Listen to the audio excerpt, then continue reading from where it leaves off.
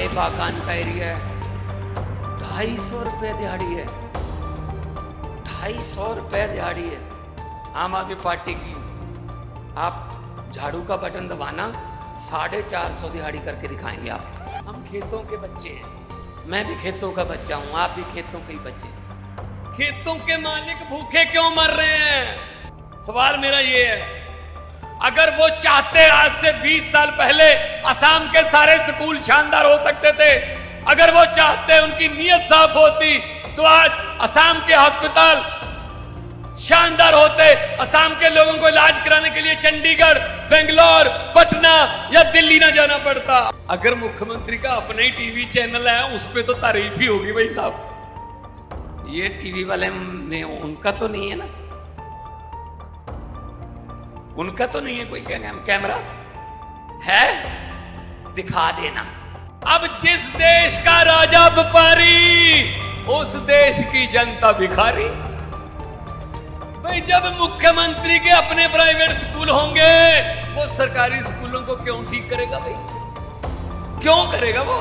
हमने सरकारी शिक्षा ऐसी कमाल कर दी, पहले दिल्ली में अब पंजाब में। भाई साहब आप यकीन नहीं करोगे, प्राइवेट स्कूलों से निकाल के बच्चों को अब सरकारी स्कूलों में दाखिल करवा रहे हैं माता पिता के, सरकारी स्कूल अच्छे हो गए। ਲੋਕ ਸਭਾ ਚੋਣਾਂ ਦੇ ਮੱਦੇਨਜ਼ਰ ਪੰਜਾਬ ਦੇ ਮੁੱਖ ਮੰਤਰੀ ਭਗਵੰਤ ਮਾਨ ਅੱਜ ਅਸਮ ਦੇ ਡਿਗਬੋਈ ਪਹੁੰਚੇ, ਜਿੱਥੇ ਉਹਨਾਂ ਪਾਰਟੀ ਉਮੀਦਵਾਰ ਦੇ ਹੱਕ ਵਿੱਚ ਵਿਸ਼ਾਲ ਰੈਲੀ ਕੀਤੀ। ਐਨਾ ਹੀ ਨਹੀਂ, ਅਸਮ ਵਾਸੀਆਂ ਨੂੰ ਸੰਬੋਧਨ ਕਰਦਿਆਂ ਉਹਨਾਂ ਵਿਰੋਧੀਆਂ ਤੇ ਤਿੱਖੇ ਸ਼ਬਦੀ ਹਮਲੇ ਕੀਤੇ ਤੇ ਵੱਡੇ ਵੱਡੇ ਵਾਅਦੇ ਕੀਤੇ। ਸੀਐਮ ਮਾਨ ਨੇ ਅਸਮ ਵਾਲਿਆਂ ਨਾਲ ਵਾਅਦਾ ਕੀਤਾ ਕਿ ਜੇਕਰ ਸੂਬੇ ਵਿੱਚ ਉਹਨਾਂ ਦੀ ਸਰਕਾਰ ਬਣਦੀ ਹੈ ਤਾਂ ਉਹ ਲੋਕਾਂ ਦੀ ਦਿਹਾੜੀ 250 ਰੁਪਏ ਤੋਂ 450 ਰੁਪਏ ਕਰਕੇ ਦਿਖਾਉਣਗੇ। ਉੱਥੇ ਹੀ ਦਿੱਲੀ ਤੇ ਪੰਜਾਬ ਦੀ ਤਰਜ਼ ਤੇ ਅਸਾਮ ਦੇ ਵਿੱਚ ਸਰਕਾਰੀ ਸਕੂਲ ਤੇ ਹਸਪਤਾਲ ਸ਼ਾਨਦਾਰ ਬਣਾ ਕੇ ਦਿਖਾਉਣਗੇ। चाय बागान का एरिया है, 250 रुपए दिहाड़ी है, 250 रुपए दिहाड़ी है आम आदमी पार्टी की। आप झाड़ू का बटन दबाना, 450 दिहाड़ी करके दिखाएंगे आप। मैं 500 नहीं कह रहा, मैं 400 भी नहीं कह रहा, जितनी मैं कर सकता हूं। मेरे केजरीवाल, मेरे जो प्रधान हैं, उन्होंने कहा वादा वही करना जो पूरा कर सकते हो। मैं 500 भी कह सकता था, मैं 400 भी कह सकता, लेकिन 450 तो पक्का हो सकता है। और सबसे बड़ी बात, जो माटी का पट्टा, माटी पट्टा नहीं मिल रहा है भाई। माटी हमारी है, पट्टा हमें मिलना चाहिए। आदिवासियों के 3 ज हैं, जल, जंगल, जमीन, उनको वो 3 नहीं मिल रहे। आपको माटी पट्टा नहीं मिल रहा। आम आदमी पार्टी को आने दो, माटी पट्टा आपका हक है, आप कानून बनाएंगे। मैं आते हुए देख रहा था कि आप लोग चाय के बागान में छतरी लगा के, पीछे बैग लगा के चाय तोड़ते हो, चाय की पत्तियां तोड़ते हो। हम लोग बिल्कुल वैसे ही कॉटन में करते हैं, नरमा, कपास, ऐसे जाते हैं हम भी लोग खेतों में। हम खेतों के बच्चे हैं, मैं भी खेतों का बच्चा हूं, आप भी खेतों के ही बच्चे हैं। तो खेतों के बच्चे भूखे क्यों मर रहे हैं? सवाल ये है मेरा आज। खेतों के मालिक भूखे क्यों मर रहे हैं? सवाल मेरा ये है। क्यों मर रहे हैं? क्योंकि हेमंत कुमार वसवा जैसे लोग आ गए हो। भाई साहब क्या करें उनका? जो आपके मुख्यमंत्री हैं वो कांग्रेस के शासन में शिक्षा मंत्री और स्वास्थ्य मंत्री होते थे, health minister and education minister. अगर वो चाहते आज से 20 साल पहले असम के सारे स्कूल शानदार हो सकते थे, अगर वो चाहते उनकी नीयत साफ होती तो आज असम के अस्पताल शानदार होते।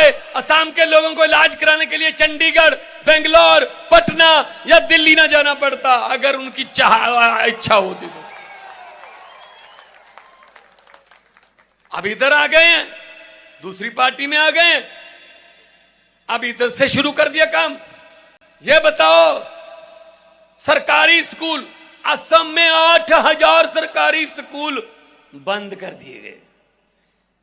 मेरे साथ आज सीट पे जहाज में एक बंदा बैठा था। उसने कहा जी ये तो बहुत ही गलत हो रहा है हमारे असम में, आप प्लीज बोल देना वहां जाके। मैंने कहा मैं बोल दूंगा। बोलो क्या? कहता जी 8,000 सरकारी स्कूल बंद हो गए। मैंने कहा क्यों हो गए? कहता जी बच्चे नहीं हैं वहां, सरकारी स्कूल में बच्चे नहीं हैं पढ़ने के लिए, तो स्टाफ को क्यों तनख्वाह दें, सरकारी स्कूल बंद कर दिए। बिल्कुल यही हालत दिल्ली के सरकारी स्कूलों की थी जब अरविंद केजरीवाल मुख्यमंत्री बने थे। बिल्कुल यही हालत पंजाब के सरकारी स्कूलों में थी 2 साल पहले जब मैं मुख्यमंत्री बना था। लेकिन हमने कहा स्कूल बंद करने की बजाय हम स्कूलों को ही इतना अच्छा कर दें। कारण क्या है बंद करने का? कारण क्या है? बच्चे क्यों नहीं आ रहे? माता पिता का, पेरेंट्स का विश्वास उठ गया सरकारी स्कूल की पढ़ाई से कि चलो हम तो जैसे तैसे जी लेंगे, हमारी तो कट गई, कम से कम बच्चे को तो प्राइवेट में पढ़ा लें, अच्छी शिक्षा दे लें। सरकारी में शिक्षा नहीं, सरकारी शिक्षा से यकीन उठ गया था। हमने सरकारी शिक्षा ऐसी कमाल कर दी, पहले दिल्ली में अब पंजाब में। भाई साहब आप यकीन नहीं करोगे, प्राइवेट स्कूलों से निकाल के बच्चों को अब सरकारी स्कूलों में दाखिल करवा रहे हैं माता पिता के। सरकारी स्कूल अच्छे हो गए। तो भाई साहब मुझे ये बताइए, मैंने सुना है कि मुख्यमंत्री की पत्नी के प्राइवेट स्कूल है, बड़े प्राइवेट स्कूल है, एयरपोर्ट पे ऐड लगी हुई थी। अब जिस देश का राजा व्यापारी, उस देश की जनता भिखारी। भाई जब मुख्यमंत्री के अपने प्राइवेट स्कूल होंगे, वो सरकारी स्कूलों को क्यों ठीक करेगा? भाई क्यों करेगा वो? अगर मुख्यमंत्री की अपनी ट्रांसपोर्ट होगी, वो सरकारी बसों को क्यों चलने देगा? भाई अगर मुख्यमंत्री खुद ही जमीन खरीदने और बेचने का काम करता है, वो किसी का और का काम क्यों चलने देगा? भाई अगर मुख्यमंत्री का अपना ही टीवी चैनल है, उस पे तो तारीफ ही होगी भाई साहब। ये टीवी वाले में उनका तो नहीं है ना, उनका तो नहीं है कोई कैमरा है, दिखा देना। मुख्यमंत्री के अपने चैनल हैं जी भाई साहब, तो कौन दिखाए, कहां देखें, कहां क्या करेंगे हम? भगवान मान साहब, भगवान मान साहब, मुझे ये बता दीजिए कि हमारा बटन कौन से नंबर पर है? क्लियर हो गया सर। कितना क्लियर हो गया? 1 नंबर पे। और 4 जून को जब रिजल्ट आएगा तो आना कौन से नंबर पर है? 1 नंबर पे। ठीक है ना? तो झाड़ू का बटन ईवीएम में 1 नंबर पे है। जाइए आराम से बटन दबा के आ जाइए, आपकी जिम्मेदारी खत्म, हमारी जिम्मेदारी शुरू। हम काम करेंगे, हम अस्पताल बनाएंगे, हम स्कूलों को शानदार करेंगे। आप पंजाब दिल्ली से पूछ लेना, किसी से दोस्त मित्र होंगे, कोई रिश्तेदारी होगी, आप पंजाब और दिल्ली में पूछ लेना। अगर पंजाब और दिल्ली के काम अच्छे लगे तो वोट दे देना, अगर नहीं अच्छे लगे वोट मत देना, दोबारा मांगने भी नहीं आएंगे फिर। ये तो 70 साल से वोटें ले रहे हैं, इनका क्या है? 70 साल से वोट ले रहे हैं भाई साहब, हर बार वोट दे देते हैं हम। क्या करें, कहां जाएं? यही बस, अमीर और अमीर हो रहा है, गरीब और गरीब हो रहा है। ये तो चलेगा नहीं ना ज्यादा देर। ये देश आम लोगों का है।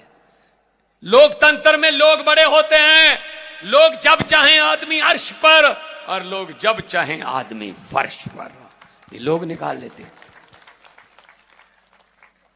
इतने कहना चाहूंगा कि अक्सर लोगों को कहते सुना है, जिंदा रहे तो फिर मिलेंगे।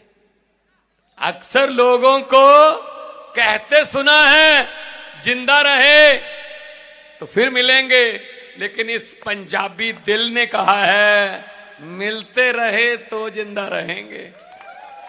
भगवान मान सर, तो भगवान मान सर, दोनों हाथ ऊपर उठा के इनकलाब जिंदाबाद के नारे, शहीदों के दोनों हाथ ऊपर उठा के इनकलाब जिंदाबाद। देखो भाई सब बीजेपी वाले भी आए हुए हैं यहाँ पे। उन्होंने ये भी पूछना है नारे कितनी जोर से लग रहे थे। अब क्या जवाब दोगे भाई साहब? कम से कम आसमान तक तो फैले ना। तो फिर उनको ये कहना पड़े कि सर नारों के बारे में आप क्या सुनते हो, पूछते हो। टीवी पर आपने देख ही लिया होगा, फिर ये सब टीवी पे चल रहा है, सिर्फ हेमंत बिस्वा के चैनल के बिना, बस बाकी सब पे चल रहा है। दोनों हाथ ऊपर उठा के इनकलाब जिंदाबाद, भारत माता की जय जय अखम जय अखम, बोले सोनिहाल। सत श्री अकाल। बहुत बहुत धन्यवाद, आपने इतना प्यार से, इतना दिलदार से, इतना दिल से मुझे सुना। जिंदगी पर ये प्यार नहीं भूलूंगा भाई साहब।